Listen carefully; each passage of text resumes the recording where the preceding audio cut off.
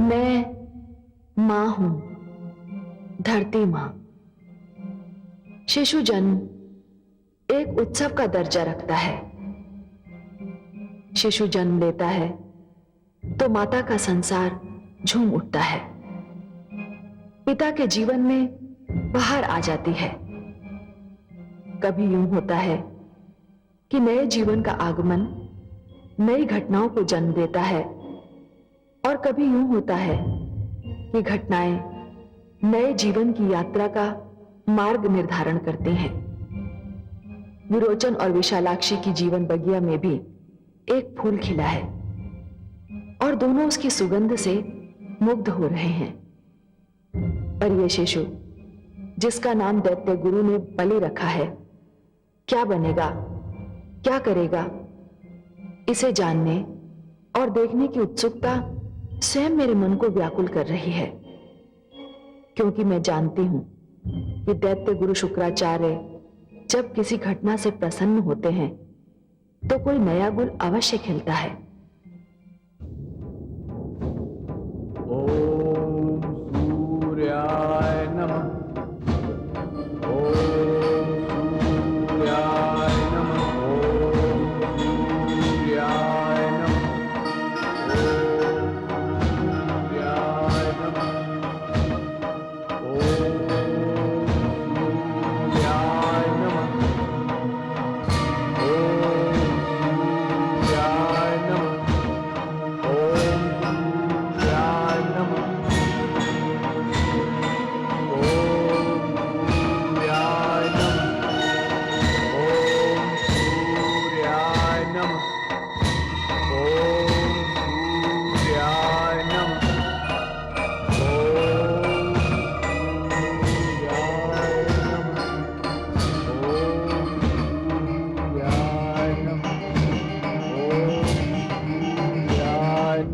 मुझे विश्वास नहीं होता कि तुम जैसे विद्वान, तुम जैसे ज्ञानी से भी ऐसी भूल हो सकती है।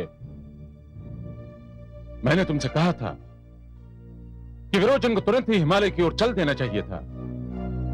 जिस घड़ी मैंने तुमसे यह कहा था, उस समय मैंने इस बात को स्पष्ट किया था कि विरोचन के प्रस्थान के बीच किसी घटना, किसी बात या किसी विचार को स्थान नहीं मिलना चाहिए।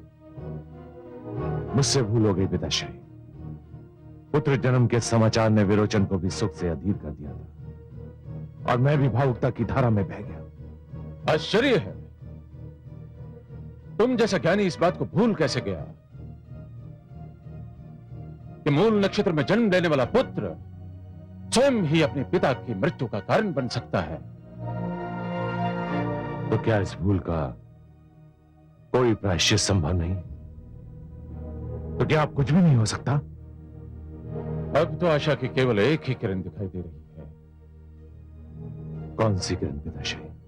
यदि सूर्यदेव ने विरोचन की साधना स्वीकार कर ली तो कदाचित विरोचन के सर पर मंडराता मृत्यु का संकट दूर हो जाए। यह सब अब सूर्यदेव की कृपा पर है।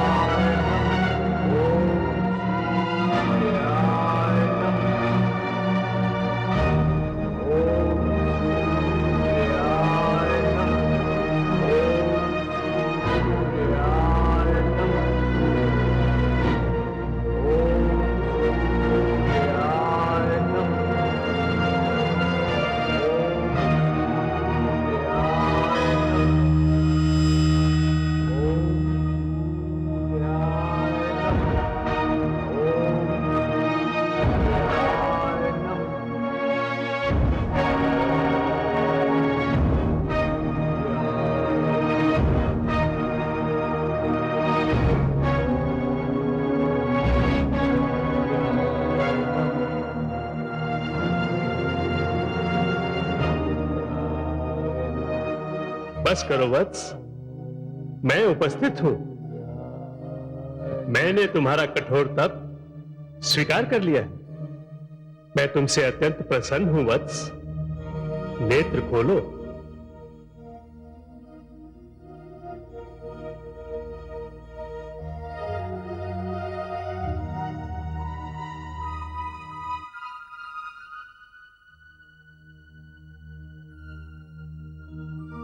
सूर्यदेव,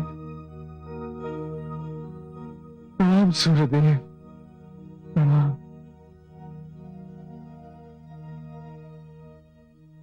मांगो साधक, क्या वरदान मांगते हो?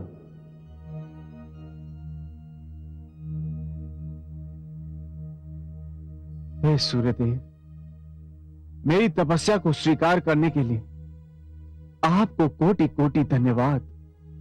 क्या इच्छा है वत्स? प्रकट करो। मेरे गुरु शुक्राचार्य ने मुझे बताया कि मुझे आपके आशीष और वरदान की नितांत आवश्यकता है। तथास्तु वत्स।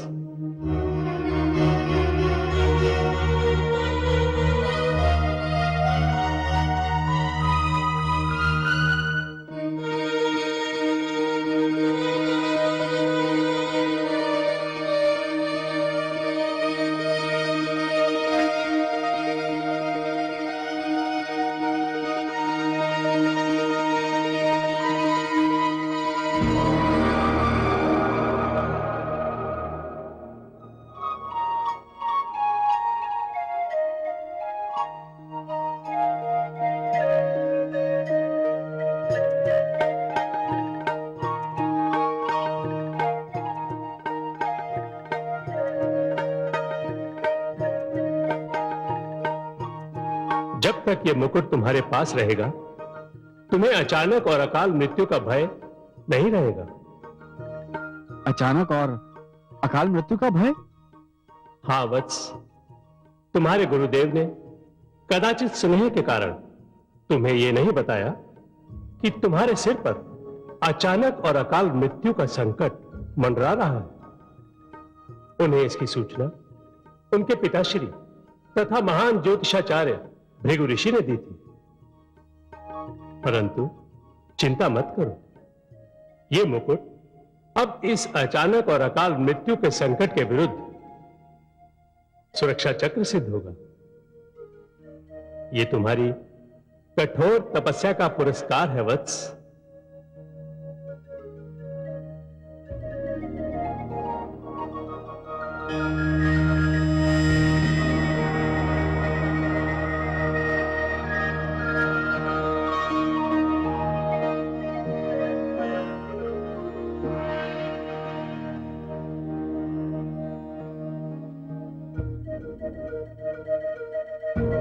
प्रणाम गुरुदेव।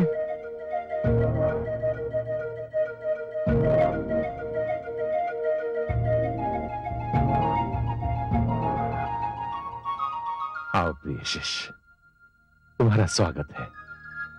प्रणाम गुरुदेव, प्रणाम। गुरुदेव, आपकी कृपा से मेरी तपस्या संपूर्ण हुई। संपूर्ण भी हुई और सफल भी हुई, मुझे ज्ञात हो चुका है। हाँ गुरुदेव, परंतु गुरुदेव, आपने तो मुझे इस तपस्या का कारण और उद्देश्य नहीं बताया था। तुमने कारण पूछा भी तो नहीं था वत्स। गुरुदेव, मेरे लिए तो आपका आदेश ही बहुत था। गुरु से उसके आदेश का कारण पूछना मुझे शिष्य धर्म के विपरीत लग रहा था। गुरुदेव, मुझे स्वयं सूर्य देव ने इस तपस्या का कारण बताया। हाँ वत्स, मेरे लिए तुम पुत्र समान हो और तुम्हें बताने में मुझे संकोच हो रहा था कि तुम्हारे प्राणों को संकट है। परंतु गुरुदेव, आपके आशीर्वाद से और सूर्य देव की कृपा से यह संकट टल चुका है। सूर्य देव ने यह स्वर्ण मुकुट देकर मुझे आश्वासन दिया है, यह मुकुट मेरी हर संकट से रक्षा करेगा। मैं बहुत प्रसन्न हूं वत्स, बहुत प्रसन्न हूं। दीर्घायु भव। अब राजभवन में तुम्हारा परिवार तुमसे मिलने के लिए व्याकुल है। तुम्हारा पुत्र भी बड़ा हो चुका है और एक लंबी अवधि के लिए राजभवन से बाहर जा रहा है।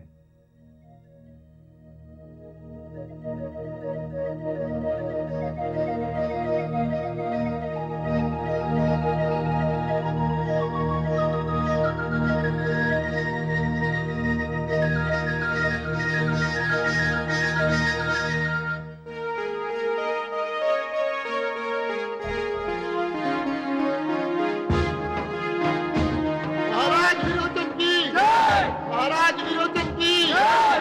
महाराज विरोचन की जय।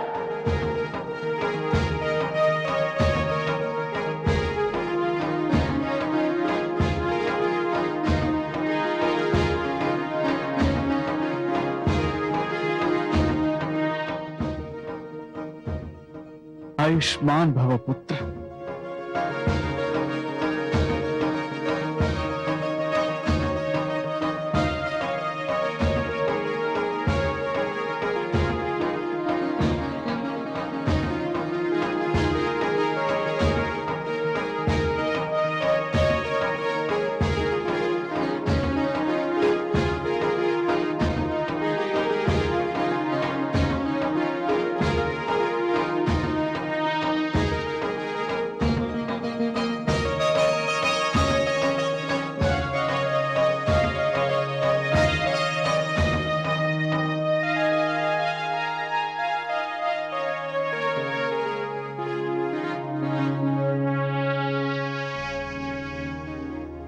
गुरु शुक्राचार्य कह रहे थे कि मेरा पुत्र एक लंबी अवधि के लिए कहीं बाहर जा रहा है। हाँ स्वामी, दैत्य गुरु शुक्राचार्य का ये आदेश है कि मैं पुत्र बलि को अपने पिताश्री विशालाक्ष के पास भेज दूं, जहाँ यह अध्ययन भी करेगा और शस्त्र विद्या भी सीखेगा। यहाँ आओ पुत्र।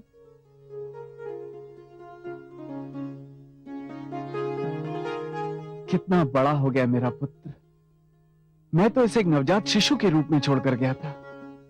उस घटना और आज के दिन के बीच 10 वर्ष की लंबी अवधि बीत चुकी है और 10 वर्ष में तो कभी कभी 10 युग भी बीत जाते हैं पिताश्री। सुंदर, अति सुंदर। मेरे पुत्र की वाणी से तो अभी से ही साहित्य का रंग छलक रहा है। विशालाक्षी, मुझे हर्ष हुआ कि मेरी अनुपस्थिति में आपने मेरे पुत्र की शिक्षा दीक्षा में कोई कमी नहीं आने दी। मैं इसकी योग्यता से प्रभावित हूं। परंतु मैं बहुत चिंतित हूँ स्वामी। चिंतित हैं? क्यों देवी? मुझे अपने पुत्र से कभी कभी बहुत चिंता होने लगती है। चिंता? क्या बात है? मैं समझा नहीं। इसका हाथ इतना खुला हुआ है कि उसमें कुछ रुकता ही नहीं। जो कुछ भी इसके पास होता है उसे तुरंत दान कर देता है। कई बार तो अपने आभूषण दान कर चुका है। एक बार बाहर खेलने गया तो अपने वस्त्र उतार कर एक बालक को दे दिए और स्वयं वस्त्रहीन राजभवन वापस आ गया। पिताश्री, क्या दान देना कोई बुरी बात है?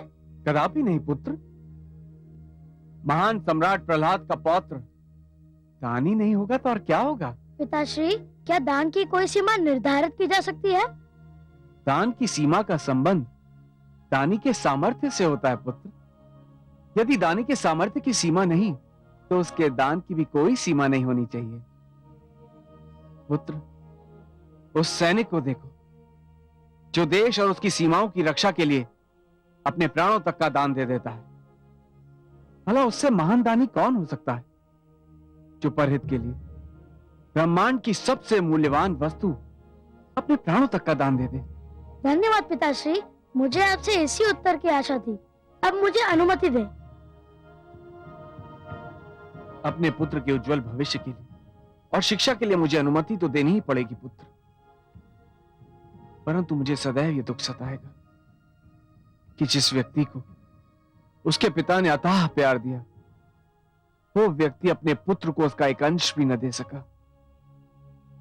हाँ पुत्र, मेरे पिताश्री ने मुझे अपने साथ इस प्रकार रखा जैसे काया के साथ छाया रहती है। परंतु मैं तो तुम्हारे जन्म लेने के दिन ही तुम्हें छोड़कर चला गया था और 10 वर्षों के उपरांत जब लौटा तो तुम्हें विदा करने के लिए। मेरी माताश्री ने मुझे आपके अंश का प्यार भी दिया। मैं तुम्हारी माताश्री का अत्यंत आभारी हूं पुत्र। आप भी तो पुत्र को जाने की अनुमति दे रहे हैं, यह भी तो प्यार ही का अंश है। शिक्षा के लिए यह बलिदान ही तो माता पिता के प्यार का सबसे बड़ा प्रमाण है ना स्वामी? मुझे भी दुख हो रहा है पिताश्री कि जब मैं आप दोनों की सेवा के योग्य हुआ तो मुझे आपसे विदा होना पड़ रहा है, परंतु गुरुदेव भी यही कहते हैं कि राजा बनने के लिए यह सब करना ही पड़ता है। गुरुदेव सत्य कहते हैं पुत्र, उनका दिया मार्गदर्शन ही तुम्हारा सौभाग्य है। गुरुदेव ने मुझे यह भी बताया कि देवता सदैव हमारे विरुद्ध रहते हैं, हमें उनसे सतर्क रहना चाहिए, वे हमें किसी भी समय हानि पहुंचा सकते हैं। पुत्र, इससे तुम्हें भयभीत होने की कोई आवश्यकता नहीं है। यदि देवताओं ने संकट खड़ा भी किया तो मैं उनका सामना करूंगा। यदि आप पर कोई संकट आया तो मैं संकट लाने वाले को जीवित नहीं छोड़ूंगा, भले ही वो देवता ही क्यों न हो। ऐसा कुछ नहीं होगा पुत्र, ऐसा कुछ नहीं होगा। मुझे सारे देवताओं पर ना सही, परंतु भगवान विष्णु पर पूरा भरोसा है। अब तुम्हें जाना चाहिए पुत्र। आयुष्मान भव। चिरंजीवी भव पुत्र।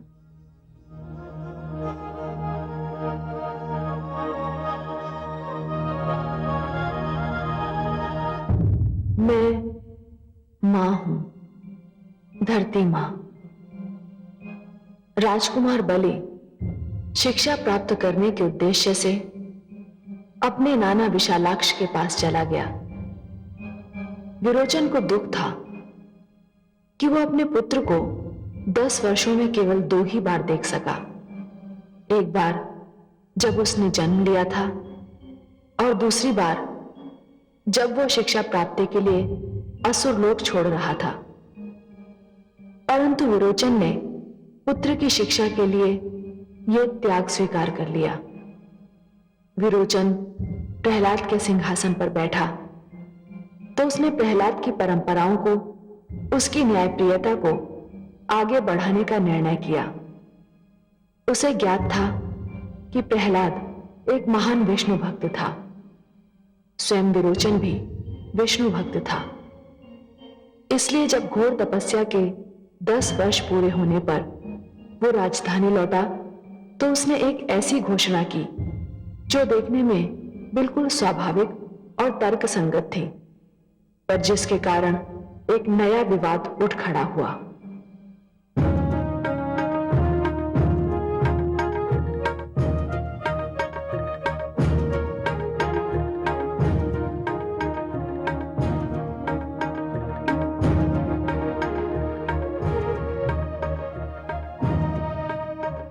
यशस्वी भाव।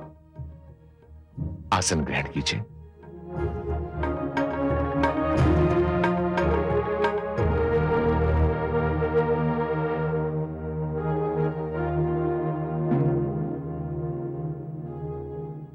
असुर लोक के आदरणीय सामर्थगण 10 वर्षों का समय बिताकर आने पर मुझे यह देखकर हार्दिक प्रसन्नता हो रही कि आज भी सभागार में वो लोग उपस्थित हैं जो मेरे पिताश्री महान सम्राट प्रहलाद की सभागार की शोभा बढ़ाते थे। मेरे पिताश्री की सफलता का कारण उनका अपना चरित्र, उनकी अपनी निष्ठा, उनका अपना स्वभाव तो था ही, पर आप जैसे महान व्यक्तियों का योगदान भी था।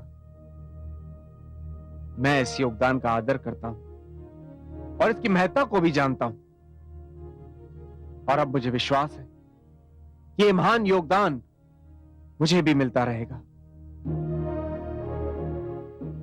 मैं सभागार में उपस्थित समस्त सामंतों, मंत्रियों और सेनानियों की ओर से सम्राट विरोचन को अपने सहयोग और असुरलोक के सम्राट और अपने सिंहासन के प्रति अपनी निष्ठा का आश्वासन देता हूं। सम्राट विरोचन की जय! सम्राट विरोचन की जय! सम्राट विरोचन की जय! सम्राट विरोचन की जय! धन्यवाद महामंत्री, धन्यवाद सामंतगण।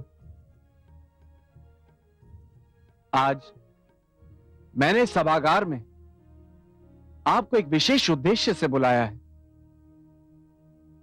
आप सब तो जानते हैं, मेरे पिताश्री महान विष्णु भक्त थे। विष्णु भक्ति की राह में उन्होंने कभी भी किसी से भी कोई समझौता नहीं किया। मैं भी अपने पिताश्री के पद चिन्हों पर चलना चाहता हूं। भगवान विष्णु पर मेरा भी अटूट और अटल विश्वास है। पर यह देखकर मेरे दुख की सीमा नहीं रहती जब मेरे राज्य में भगवान विष्णु की कम और दूसरों की अधिक पूजा होती है। इसीलिए मैं आज से यह घोषणा करता हूं कि असुर लोक में केवल भगवान श्री विष्णु की उपासना की जाएगी। केवल वही हमारे पूज्य हैं। उनके अतिरिक्त किसी और को पूजनीय नहीं समझा जाएगा। भगवान श्री विष्णु के अतिरिक्त किसी और की पूजा या यज्ञ में किसी और का नाम आज से वर्जित घोषित किया जाता है। गुरुदेव, क्या आप मेरी इस घोषणा से सहमत हैं? सर्वथा सहमत हूं महाराज।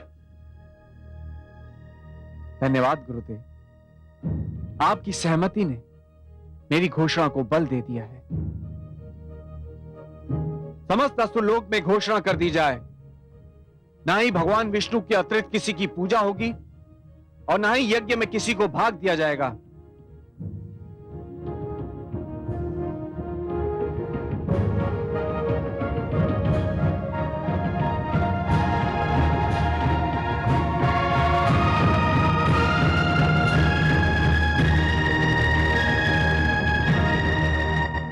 क्या अर्थ है इस घोषणा का वरुण देव? क्या औचित्य है इस आदेश का? क्या सम्राट विरोचन वर्षों से स्थापित शांति के वातावरण को फिर नष्ट करना चाहता है? क्यों बैर दिखा रहा है हमसे? उसके विचार में हम देवता पूजा के अधिकारी नहीं हैं। क्यों नहीं है? समस्त प्राणियों को वायु हम देते हैं, जल हम देते हैं, अग्नि भी हम देते हैं। फिर प्राणी हमारी पूजा क्यों ना करें? क्यों ना दे हमें यज्ञ का भाग? विरोचन को इस लोक परंपरा को रोकने का कोई अधिकार नहीं। विरोचन का विचार है कि यज्ञ का समस्त भाग भगवान श्री विष्णु को मिलना चाहिए। केवल वे ही पूजा के योग्य है। लक्ष्मीपति तो इतने महान है कि उन्हें यज्ञ के भाग की आवश्यकता ही नहीं। उन्हें यज्ञ का कोई भाग मिले अथवा न मिले, उनकी महानता में कोई अंतर नहीं आएगा। परंतु हमें तो यज्ञ के भाग की आवश्यकता है। केवल इसी से हमारी महानता सिद्ध होती है। यदि विरोचन ने अपना आदेश नहीं लौटाया तो फिर हमें कुछ करना पड़ेगा। क्या है आपके मन में देवराज? हमें क्या करना पड़ेगा? विरोचन का वध। विरोचन का वध? विरोचन का वध? विरोचन का वध? क्या इतिहास फिर से स्वयं को दोहराने वाला है देवराज? क्या कहना चाहते हैं आप? हमने पहले भी तो प्रहलाद का वध करना चाहा था। वो मेरी भूल थी। मुझे आभास नहीं था कि दुष्ट हिरण्यकश्यप का पुत्र विष्णु भक्त भी हो सकता है। कहीं विष्णु भक्त प्रहलाद के पुत्र विरोचन के विषय में अनुमान लगाने में हमसे फिर से कहीं एक बार भूल न हो जाए। कदापि नहीं। उसने खुल्लम खुल्ला हमें चुनौती दी है, हमें ललकारा है। उसका वध उसकी चुनौती का उत्तर होगा। मुझे खेद है देवराज, विरोचन का वध भी संभव नहीं है। क्यों संभव नहीं? उसकी तपस्या से प्रसन्न होकर मैंने विरोचन को एक रत्न जड़ित मुकुट दे दिया है। जब तक वो मुकुट उसके पास है, कोई उसका वध नहीं कर सकता। मुकुट उसके पास रहता है या नहीं, इसकी चिंता करना भी मेरा कार्य है और इसका उपाय करना भी।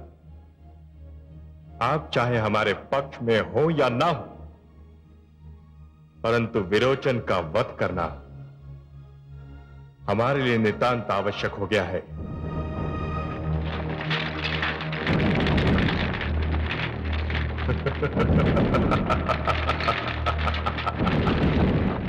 हे विष्णु, इस बार तो मुझे कुछ करना ही नहीं पड़ा। परिस्थितियां स्वयं विरोचन को वहां ले आई जहां मैं उसे लाना चाहता था, और ये एक घोषणा ही तुम्हारी और देवताओं की एकता भंग करने के लिए पर्याप्त है। और यदि ये एकता भंग हो गई, तुमको नीचा दिखाने की मेरी हार्दिक इच्छा पूर्ण हो जाएगी।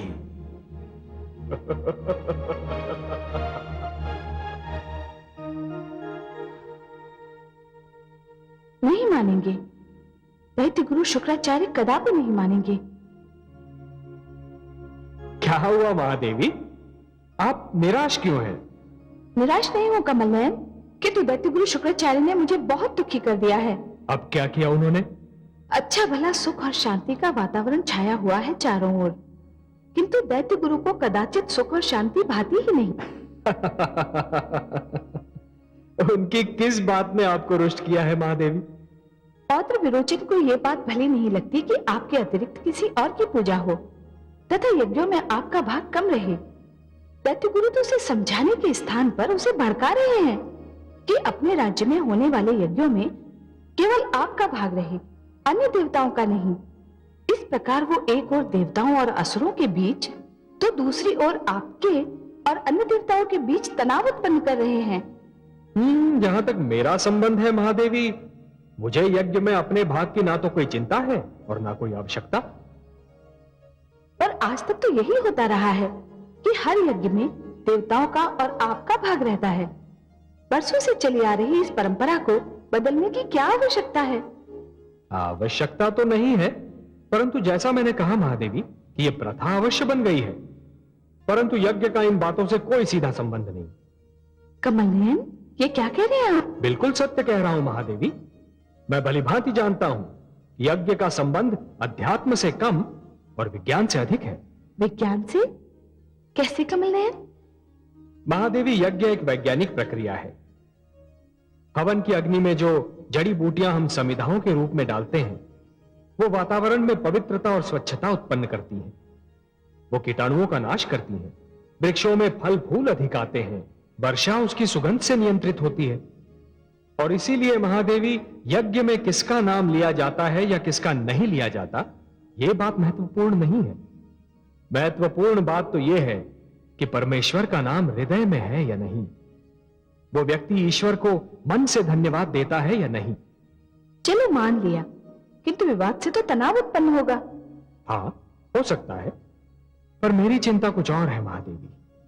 मेरी चिंता यह है कि जिस प्रकार घृणा की अग्नि दैत्य गुरु शुक्राचार्य के ज्ञान और विद्वत्ता को भस्म कर रही है, उसी प्रकार कहीं क्रोध की ज्वाला देवराज इंद्र के धैर्य और संयम को न भस्म कर दे। कहीं इस पखेड़े में देवराज इंद्र अपना आत्म संयम न खो बैठे।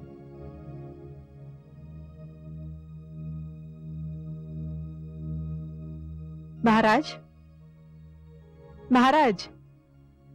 क्या बात है महारानी, बहुत प्रसन्न लग रही हैं। लगता है कोई शुभ संदेश लेकर आई हैं आप। बहुत शुभ। एक माता के लिए इससे अधिक शुभ संदेश क्या हो सकता है कि उसका पुत्र शिक्षा से परिपूर्ण हो गया। तो क्या मेरे पुत्र बलि ने शिक्षा समाप्त कर ली? शिक्षा तो कभी समाप्त हो ही नहीं सकती स्वामी। शिक्षा को सीमा में नहीं बांधा जा सकता, परंतु हाँ, पुत्र बलि के लिए शिक्षा का जो लक्ष्य निर्धारित किया गया था, उसने उसे अवश्य पार कर लिया है।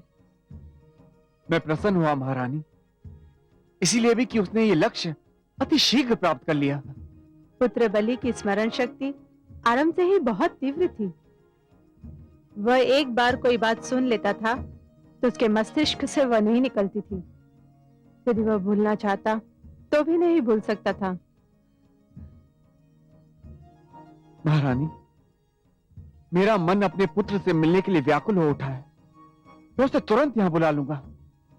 हाँ, परंतु इससे पहले स्वयं हमें कामरूप देश जाना होगा। कामरूप देश? क्यों? पिताश्री ने विशेष दूत भेजा है। पुत्र बलि की गुरु दक्षिणा समारोह में वे हमारी उपस्थिति चाहते हैं और उनका यह निमंत्रण हम ठुकरा नहीं सकते। हम अवश्य चलेंगे महारानी। खेद का विषय यह है कि दैत्य गुरु शुक्राचार्य यहां नहीं। वो ये शुभ समाचार सुनकर अति प्रसन्न होंगे। कहाँ गए हैं गुरुदेव? वे अपने पिताश्री महर्षि भृगु से भेंट करने गए हैं। पुत्र विरोचन,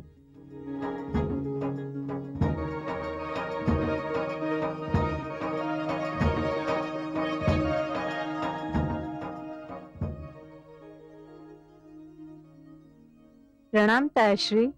अखंड सौभाग्यवती भव, प्रणाम तायाश्री। आयुष्मान भव। पुत्र शिक्षा का धर्म भली भांति निभाने पर तुम दोनों को मेरी ओर से बहुत बहुत बधाई हो पुत्र। मैं दूत से मिल चुका हूं और तुम दोनों के साथ जाने के लिए सेना की टुकड़ी तैयार करवा देता हूं। सेना की टुकड़ी? परंतु सेना की क्या आवश्यकता है? तुम दोनों अकेले तो नहीं जाओगे ना पुत्र? तायाश्री, हम अपने पुत्र से मिलने जा रहे हैं, किसी से युद्ध करने नहीं। ये मत भूलो पुत्र कि तुम असुर लोक के सम्राट हो। सम्राट। मेरे पिताश्री भी सम्राट थे, परंतु आप भूल रहे। एक बार भयंकर आंधी और वर्षा में उन्होंने मेरी रक्षा के लिए सेना को भेजने से मना कर दिया था। अपने पुत्र से मिलने जाना मेरी व्यक्तिगत समस्या है, और उससे मिलने के लिए महारानी और हम अकेले जाएंगे। क्यों महारानी? मैं तो वही करूंगी जो मेरे स्वामी की इच्छा है।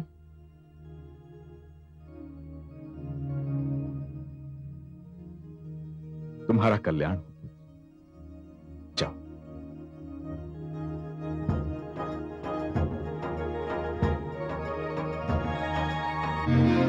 हे सर्वेश्वर, मुझे अपने पौत्र विरोचन पर गर्व हो रहा है। महादेवी, मैं आपकी प्रकृति से भली भांति परिचित हूं।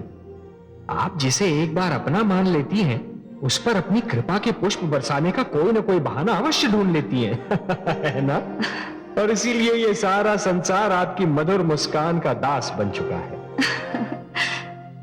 परंतु हे कमल नयन, आपने ये नहीं पूछा कि मुझे पौत्र विरोचन पर गर्व क्यों हो रहा है। महादेवी, जानता तो हूं, पर आपकी सुंदर वाणी का आनंद लेना चाहता हूं।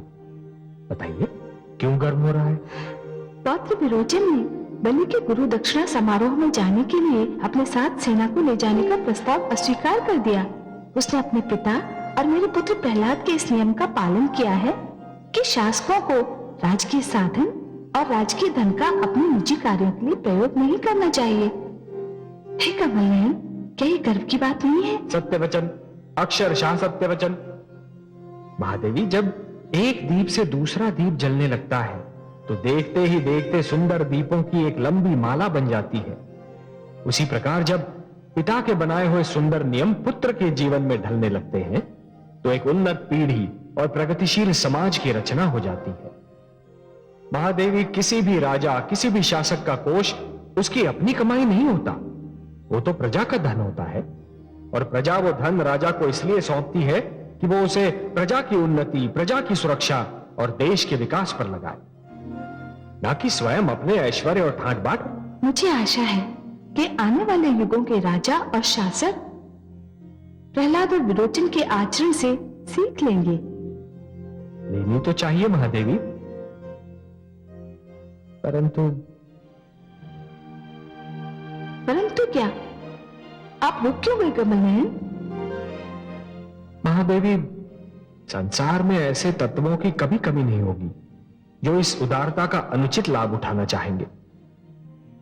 अर्थात आज भी नहीं है। और आप फिर बोलते बोलते रुक गए कमल नयन। आप खुलकर बताइए ना। महादेवी, मैं आने वाले दिनों और कुछ घटनाओं की पदचाप सुन रहा हूं जो मुझे व्याकुल कर रही है। किन दिनों और किन घटनाओं की ओर संकेत कर रहे हैं आप, जो आपको व्याकुल कर रहे हैं? कमल नयन, मैं आपकी अर्धांगिनी हूं। आप और मैं एक मुख पर दो नेत्रों के समान हैं। तो ये कैसे संभव है कि दृष्टि किसी वस्तु पर पड़े और उसका प्रतिबिंब केवल एक नेत्र में दिखाई दे और दूसरे से छिपा रहे? आपकी व्याकुलता में भागीदार बनने का मुझे अधिकार है। कमल नयन, मुझे बताइए ना क्या होने वाला है। नहीं बता सकता, पर सत्य पूछिए तो मैं जानता भी नहीं हूं महादेवी। क्योंकि यह ब्रह्मा का अधिकार क्षेत्र है। उन्होंने किसके भाग्य में क्या लिखा है, ये तो वही जाने। महादेवी, जिस प्रकार आंधी आने से पहले क्षितिज का रंग बदलता है और उस बदलते हुए रंग को देखकर ऋतु विज्ञान के जानकार ये जान लेते हैं कि आंधी आने वाली है, उसी प्रकार मुझे भी वातावरण का रंग बदलता हुआ दिखाई दे रहा है।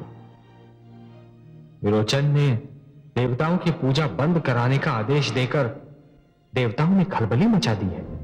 कमल नयन, पूजा तो मन से होती है, मन में होती है। शेष सब तो रीतियां हैं, रूढ़ियां हैं, जो कभी कभी कोरा आडंबर और ढकोसला दिखाई देते हैं। आप सत्य कह रही हैं महादेवी, पर इसका क्या किया जाए कि कुछ लोगों को कोरा आडंबर और ढकोसला ही प्रसन्न करता है। अब दुर्भाग्य से देवराज इंद्र इन्हीं लोगों में से हैं। उन्हें विरोचन का आदेश बुरा लगा है। मुझे भय है कि देवराज इंद्र कहीं कुछ कर न बैठे।